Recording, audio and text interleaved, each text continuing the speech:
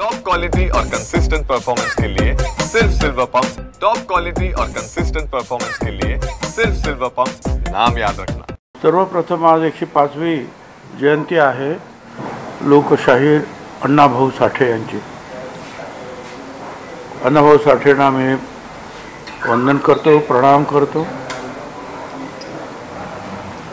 आता आपण तो प्रश्न विचारला, मला असं वाटतं की मुख्यमंत्री उपमुख्यमंत्री जे आहेत ते मंत्रिमंडळाचे निर्णय घेण्यामध्ये जे आहेत सर्व अधिकार त्यांच्याकडे असतात। काय करायचं, कमी जास्त ते सगळं ठरवत असतात।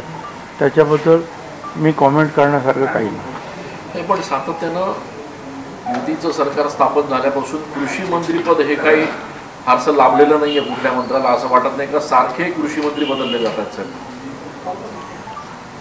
असं आहे की याच्यापूर्वी सुद्धा कृषी मंत्री खूप झाले ना महाराष्ट्रामध्ये।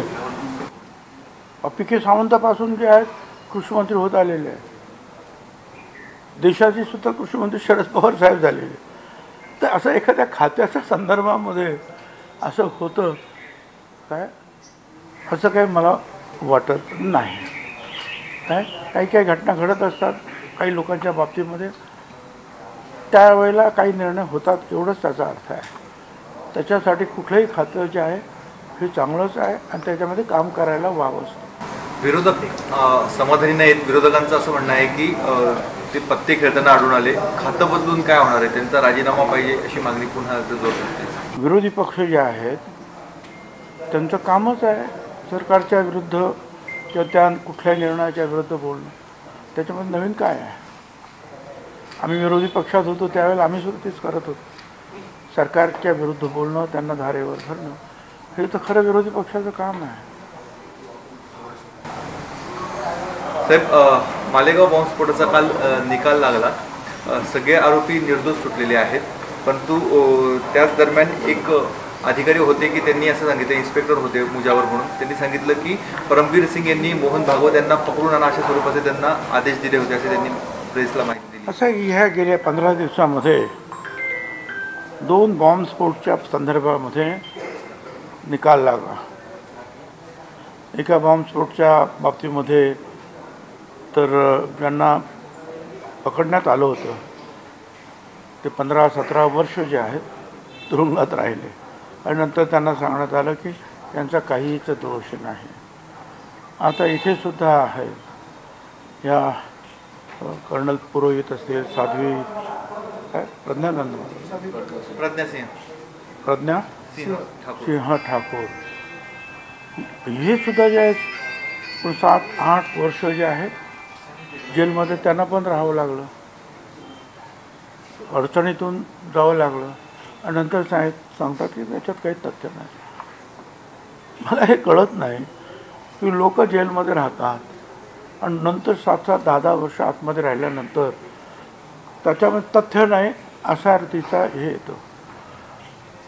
एक तर पोलीस चौकशीत काहीतरी गडबड आहे, चुकीचे लोक पकडले गेले आणि अधिक काळ तुरुंगात राहण्यासाठी जे राहावं लागतं, त्याच्यामध्ये असं वाटतं की आपल्या न्यायव्यवस्थेमध्ये कुठेतरी काही बदल करण्याची आवश्यकता काय आहे का, याचा विचार सगळ्यांनी करण्याची गरज आहे। कारण आयुष्यातली 7 वर्ष, 10 वर्ष, 17 वर्ष, मी स्वतः गेलो 2.25 वर्ष, किती मनस्ताप, किती त्रास, किती या केसेस, आणि शेवटी सांगतात की काही नाही जा। तर हे जे नुकसान जे होतं शारीरिक, मानसिक, आर्थिक, समाजामध्ये सुद्धा ते घरातील लोकांना त्रास होतो आणि नंतर जे आहे म्हणजे मला थोडंसं विचित्र वाटतं या सगळ्याच्या बाबतीमध्ये की मग एवढे वर्ष जे आहेत त्यांना जेलमध्ये का ठेवता, हा विषय जो आहे माझ्या मनामध्ये। पण एक आहे, शेवटी कोर्टाचा जो निकाल लागला तो तर मान्य करायलाच पाहिजे आपल्याला। आपण म्हणतात न्यायव्यवस्थेत बदल केला पाहिजे, नेमकं अपेक्षित काय झालं? अपेक्षित म्हणजे असं आहे की तुम्ही 15 वर्ष 17 वर्ष 10 वर्ष लोकांना आतमध्ये ठेवा आणि नंतर सांगा की तुम्ही निर्दोष आहे. म्हणजे काय? याला जबाबदार कोण? त्याच्या आयुष्याची धूळधाण होते, त्यांची प्रगती खुंटते, त्रास होतो जेलमध्ये, सामाजिक आर्थिक मानसिक सगळा त्रास. त्याला जबाबदार कोण आहे? मग हा एक वेगळा प्रश्न जे आहे समाजापुढे जे आहे आणि देशापुढे मला आहे असं मला वाटायला लागलं. पण ATS सारखी ATS SBI NIA सारख्या यंत्रणांनी चौकशी केली, या सगळ्यात चांगल्या यंत्रणा म्हटल्या जातात. अशा पद्धतीनं जर होत असेल तर मग या यंत्रणांवरच प्रश्नचिन्ह निर्माण होते. मला पुढचं काय मला माहीत नाही. मला एवढंच म्हणायचं आहे की एक कोर्टाने तो प्रत्येक गोष्ट पडताळून पाहिलेली आहे, त्याच्यानंतर निर्णय आला, तो मान्य करायला पाहिजे. पण मग चुकीची माणसं पकडली गेली, मग ती कोणी पकडली? आता वेगवेगळ्या संस्था आहेत, कधी इकडचे पोलीस काम करतात, कधी दिल्लीतले पोलीस, सेंट्रल गव्हर्नमेंटचे पोलीस काम करतात. ते करतात काय मग? आणि त्याची काही जबाबदारी कोणाची फिक्स आपण करणार आहात की नाही? मग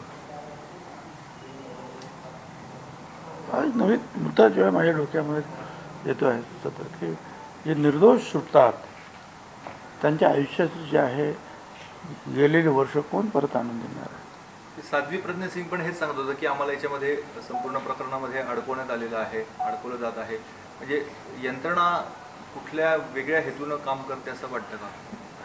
आता हे ठीक आहे, तरी सुरू झाले, परंतु अजूनही लोकांचा विश्वास जो आहे हा न्यायव्यवस्थेवर आहे आणि न्यायव्यवस्था अजूनही चांगल्या प्रकारे काम करते आहे आणि म्हणून लोकांना न्याय मिळतो आहे. साहेब, धनंजय मुंडे यांची मंत्रिमंडळात यांचा कमबॅक होऊ शकतो का? कारण लॉबिंग केलं जातं आहे, त्यांनी 2दा मुख्यमंत्र्यांची भेट घेतली. काय वाटते तुम्हाला? मला त्याच्याबद्दल काही कल्पना नाही. मी वर्तमानपत्रातून वाचतो, त्यांनी भेट घेतली, त्यांनी भेट घेतली. शेवटी मगाशी त्याचं उत्तर मी दिलेलं आहे की उपमुख्यमंत्री त्या पक्षाचे त्या घटकाचे मुख्यमंत्री बसून ठरवतात काय करायचं, कोणाला नेमायचं, कोणाला काय खातं द्यायचं, कोणाला बाजूला ठेवायचं. त्याच्यावर मी काय उत्तर देणार? साहेब, आता कृषी खाता दत्ता मामा भरणे यांच्याकडे देण्यात आलेला आहे. आपण गेल्या अनेक वर्षांपासून त्यांच्यासोबत काम करत आहे. सक्षम आहेत, ते न्याय देऊ शकतात असं वाटतंय आपल्याला? ते सक्षम आहेत आणि न्याय देऊ शकतात असं वाटतंय का? असं आहे की भरणे मामासुद्धा ग्रामीण भागातून आलेले आहेत. ते का नाही न्याय देऊ शकणार? ज्या वेळेला आम्ही ह्या सरकारमध्ये आलो प्रथमतः BJP शिंदे यांच्याबरोबर, त्यावेळेला मला अजितदादाने सुद्धा जे आहे जी खाती वाटायला आली होती, फायनान्स त्यांच्याकडे घेतल्यानंतर बाकीची खाती माझ्यापुढे ठेवली आणि तुम्हाला पाहिजे ते खातं घ्या. तर त्यावेळी मी जेव्हा चर्चा करत होतो त्यांनी मला खूप आग्रह केला की खातं मोठं आहे, चांगलं आहे, घ्या घ्या घ्या घ्या, खूप आग्रह त्यांनी माझ्यासाठी. पण माझं मत असं होतं की ज्याचं बालपणापासून जो ग्रामीण भागामध्ये राहिलेला आहे, शेतकऱ्यांबरोबर राहिलेला आहे, त्याला त्याची जास्त माहिती आहे काय, त्यांच्याकडे ते खातं गेलं पाहिजे. आता माझं तर अर्ध्यापेक्षा जास्त आयुष्य मुंबईमध्ये गेलं. मुंबई महापौर, आमदार आणि काय आहे, माझी शेतीवाडी आहे, मी शेतीवाडी करतो. जवळजवळ वडिलांची पण आमची होती, आतासुद्धा जे आहे 70पासून मी काही शेती घेतल्या ते करतो आहोत. पण तरीसुद्धा ती माहिती, हां, शेतकऱ्यांच्या प्रश्नावर मी नेहमी त्यांच्या पाठीमागे उभा राहतो. ते राहिलं पाहिजे, प्रत्येकाने राहिलं पाहिजे. पण खातं सांभाळताना त्याची बारीक सारीक माहिती असलेली माणसं ही ग्रामीण भागात आपल्याला नेते जास्त सांभाळू शकतात, ती जास्त न्याय देऊ शकतात. असं नाही की मी सांभाळू शकत नाही, पण ते जास्त न्याय देऊ शकतील असं माझं म्हणणं आहे. पण ठीक आहे ना, भरणे मामासुद्धा ग्रामीण भागातले आहेत, त्यामुळे मला असं वाटतं काही अडचण येण्याची गरज नाही. तसं प्रत्येक खातं हे महत्त्वाचं आहे. ज्या वेळेला मला हे खातं मिळालं, कुठलं अन्न पुरवठा वगैरे संरक्षण, त्यावेळेस तुम्ही मीडियाने हे सांगितलं बघा भुजबळांची अवनती झाली, त्यांना हे खातं मिळालं, त्यांना खालचं खातं मिळालं. पण मला समाधान आहे की 54,000 दुकानांच्या माध्यमातून आज 7.5-8 कोटी लोकांना व्यवस्थित धान्य पुरवतो आपण. आणि विशेषतः करोना काळातसुद्धा ज्या वेळेला सगळं काही बंद होतं, फक्त पोलीस हॉस्पिटल चालू होते, त्यावर तिसरं आणखीन एक डिपार्टमेंट चालू होतं, ते म्हणजे अन्न नागरी पुरवठा खातं म्हणजे माझं. तुम्हाला माहिती आहे की इथे 7-8 लोक बसलेले, मुंबईत 7-8 लोक बसलेले, आणि प्रत्येक तालुक्यात खेड्यात असलेल्या अडचणी सोडवत सगळीकडे आम्ही अन्नधान्याचा पुरवठा केला. मोदी साहेबांनी डबल तांदूळ दिले, तोही पुरवठा केला. अर्थात ते सगळं श्रेय जे आमच्या जसं अधिकारी आणि कार्यकर्ते सगळ्यांनाच आहे, त्याप्रमाणे ते आमचे जे आम्हाला मापाडी बंधू आहेत, ते जे लोडिंग अनलोडिंग करतात, ड्रायव्हर्स आहेत, दुकानदार आहेत, त्या सगळ्यांना ते श्रेय जातं. आणि कुठेही तक्रार आली नाही, सगळीकडे जे आहे. आणि त्यावेळेस समाधान वाटलं की अरे ह्या एवढ्या मोठ्या संकटामध्ये आपण राज्याची लोकांची सेवा करू शकू. हेच तर याच्यासाठी सर आपल्याला मंत्री व्हायचं आहे. तर प्रत्येक खातं हे चांगलं आहे, तुम्ही त्या खात्यामध्ये कसं काम करता हे महत्त्वाचं आहे. साहेब, गेल्या काही दिवसांपासून महायुतीमधले 2 मित्रपक्ष, त्यामध्ये अजित पवारांची राष्ट्रवादी आणि एकनाथ शिंदेंची शिवसेना, यांच्या मंत्र्यांना आणि यांच्या नेत्यांना जाणीवपूर्वक टार्गेट केलं जातं आहे, त्यांचेच व्हिडिओ बाहेर येत आहे. त्यामागे महायुतीतला मित्रपक्षांचा हात आहे, अशा प्रकारची चर्चा सुरू आहे. नेमकं असं वाटतंय असं असू शकतं? एकमेकांमध्ये स्पर्धा सुरू होते आणि या स्पर्धेतूनच हे व्हिडिओ विरोधकांकडे जात आहे, त्यातून ते बाहेर येत आहे. असं नाही, काही काही वेळेला जे आहे ते BJP पक्षातल्या सुद्धा लोकांना थोडंफार टार्गेट केलं जातं. मी तुम्हाला काही सांगायला नको, नावं घेतली जातं वेगवेगळ्याच्यामध्ये. आणि परत ह्या सगळ्यांना जे आहे जास्त उजाळा देण्याचं काम आपणच करत असतं. त्याच्यामुळे मला त्याच्याबद्दल सुद्धा काही तक्रार करायचं काही कारण नाही आहे. परंतु ठीक आहे ना, जे थोडेसे जे गहाळ वागतील जे अधिक काय त्यांना अधिक त्रास होत असतो.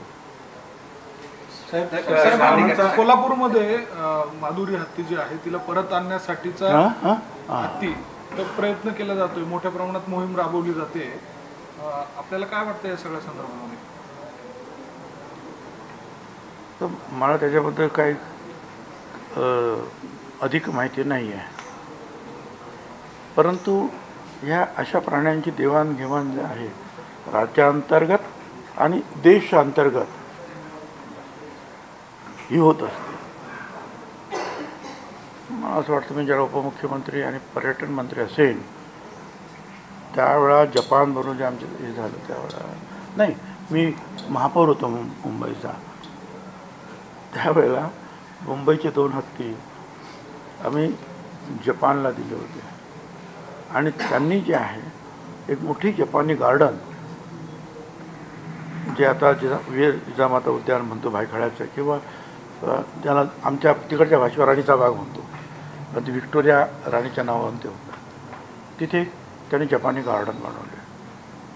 आणि मग त्या तिकडच्या त्या हत्ती आणि हत्ती त्यांनासुद्धा अतिशय मोकळेपणाने, आणि मी स्वतः पाहून आलो कसं ठेवत आहेत, एअर कंडिशनिंग, अमुक तमुक, धुणं पाणी पिणं त्यांचं सगळं व्यवस्थित, मोकळेपणा फिरणं. मला कल्पना आहे त्यांनी वंतारामध्ये तो हत्ती हे नेता आहे. आता यांचं काय कशावरून अडचण आहे याची मला काही जास्त काही कल्पना नाही आहे. पण मग त्या बदल्यामध्ये कोल्हापूरमध्ये जिकडून तो हत्ती नेतात त्याच्या बदल्यामध्ये काही नवीन काही येत आहे असं काय आहे का ते मला काय खरं म्हणजे मला याची पूर्ण कल्पना नाही आहे. परंतु आता ह्या काय चित्ता आपण कुठून आणले ना, परदेशातून आणले मोदी साहेबांनी. तर हे थोडंसं देवाणघेवाण होत असते. पण हा विरोध का आहे त्याच्या पाठून काही कारण असू शकतात. त्या कारणाची जी आहे सोडवणूक जे कोणी त्याच्यामध्ये इन्व्हॉल्व आहेत ते मंडळी करते. साहेब, EVM-मध्ये फेर तपासणीचे अर्ज आलेले होते, ज्यामध्ये येवला मतदारसंघाचा देखील EVM-ची फेर तपासणी केली आणि राज्यातल्या 8 ठिकाणी कुठेही काही आढळून आलं नाही. पुन्हा एकदा EVM-च योग्य होते असं स्पष्ट झालं आहे. हो, आमच्या इथे सुद्धा येवल्यामध्ये सुद्धा ते सगळं आलं, ते कुठले तरी एक पेटी त्यांनी सांगितली त्याप्रमाणे ते खोलली. आमचे सुद्धा प्रतिनिधी तिथे गेले होते. आणि पहिल्यापासून शेवटपर्यंत सगळे आकडे बकडे सगळं चेकिंग झालं, याद्या चेक झालं, सगळं काय झालं आणि काहीच निघालं नाही. हे खरं आहे. जे टीका करतात त्याच्या बाबतीत हे पण आहे. आता काय करणार, त्याला दुसरं काय आणखी. तुमच्या समोर तुम्ही सांगितलेली, तुम्ही निवड केली, पेटी जर निवडलेली आहे आणि त्याप्रमाणे ते सगळे जर झाले तर. अजित पवार यांनी आज PDCC बँकेच्या बैठकीमध्ये कार्यकर्त्यांना, पदाधिकाऱ्यांना सल्ला दिला की कुठेही जाऊन चौफुल्यावर वगैरे जाण्याचे प्रकार करू नका, धायधाय काय गोळीबार वगैरे असं काही करू नका. एकूण शंकर मांडेकर प्रकरणात ते चिडले सगळे. तर काय वाटतं आपल्या? असं नाही, पक्षप्रमुख आहे अजितदादा, देशाचे राष्ट्रवादी काँग्रेसचे अध्यक्ष आहे.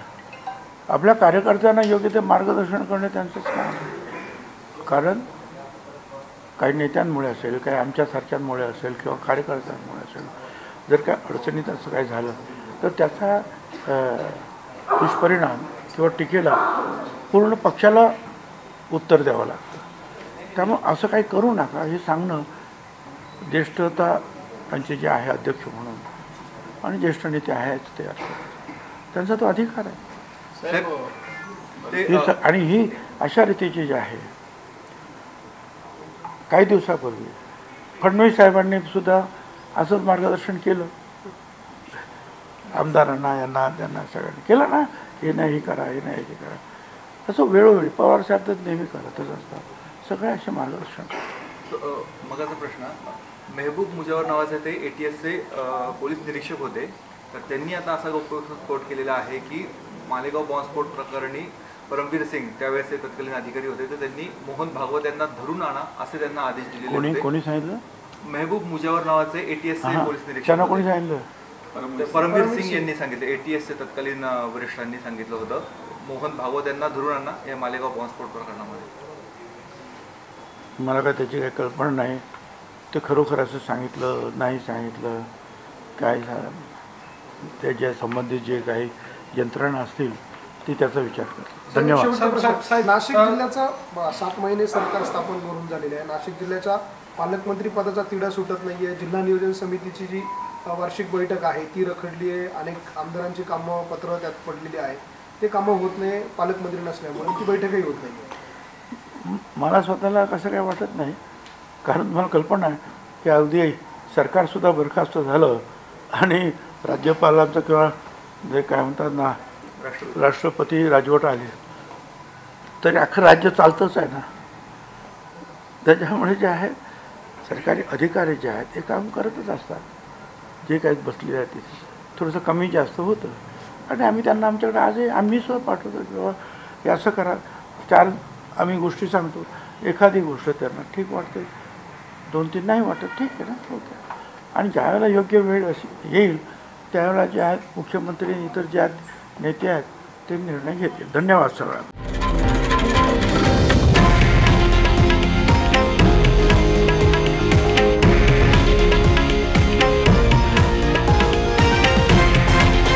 हे आहे देशातील नंबर 1 न्यूज नेटवर्क आणि आपण पाहत आहात TV9 मराठी, एकमेव.